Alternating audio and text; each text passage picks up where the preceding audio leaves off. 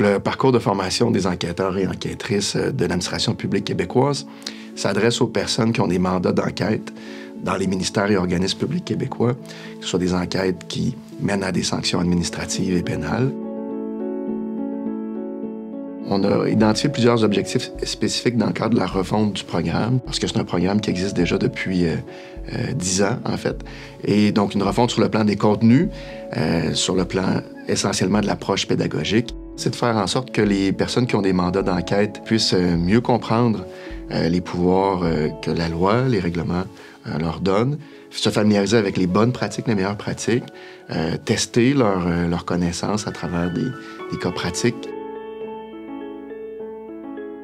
Le défi a été de trouver l'équilibre entre vraiment tout l'aspect théorique, tout ce qu'il y a à dire au niveau des lois, des règlements, etc., et la dimension pratique. Et de se mettre dans la peau de non-juristes, parce que les personnes qui mènent des enquêtes au sein des organismes publics, ce sont des non-juristes qui n'ont pas pour vocation de devenir des juristes non plus. On a amené en amont, en ligne, l'essentiel de la théorie pour se consacrer vraiment dans les ateliers au caractère pratique des formations, à s'approprier les contenus, à jouer, à jongler avec les concepts puis les notions. C'est qu'on a vraiment pris le temps de regarder chaque formation, qu'est-ce qui est l'idéal pour fournir les apprentissages, les compétences qu'on veut. Puis ensuite, la distance, le présentiel, c'est des moyens pour y arriver.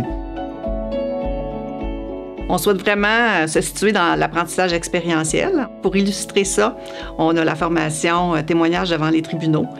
Les enquêteurs et enquêtrices amènent un dossier réel d'enquête et ils sont appelés comme apprenants à aller dans le box du témoin.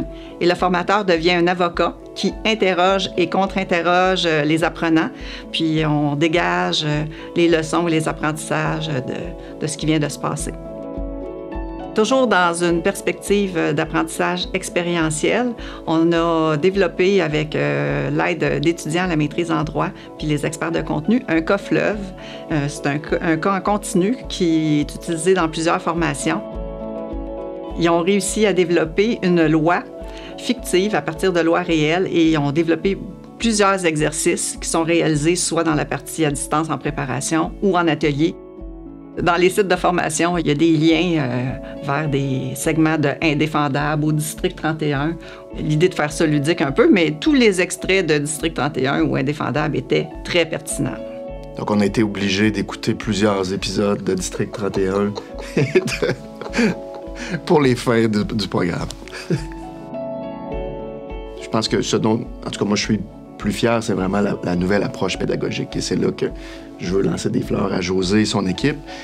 C'est l'élément central, en fait, de la refonte. Grâce à vos idées, grâce à la collaboration, à la façon dont on a envisagé la collaboration en co-construction avec les acteurs du milieu, sur le fond, ce programme-là fait vraiment œuvre utile. C'est une marque de reconnaissance exceptionnelle, mais que je pense en tout cas moi, que j'accueille avec beaucoup d'humilité, parce que c'est toute cette équipe-là qui doit rayonner, qu'on doit reconnaître aujourd'hui. Un superbe travail d'équipe, de collaboration avec des étudiants à la faculté de droit, avec plus d'une douzaine d'experts. Un beau partenariat, oui, incroyable. On est 2 ici, là, mais on devrait être 30.